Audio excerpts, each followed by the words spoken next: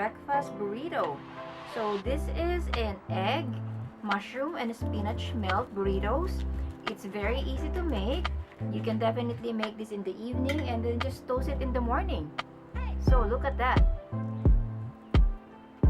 It's such an easy breakfast to make, and I hope you guys will stay until the end. Watch the video. For now, let me show you how I made this. Let's get started.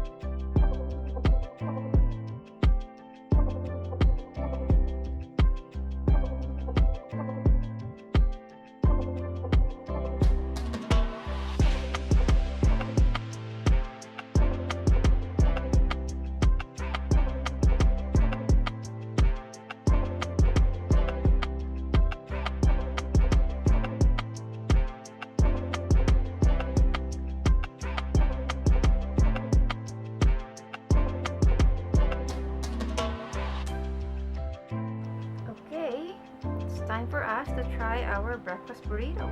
Let's try this.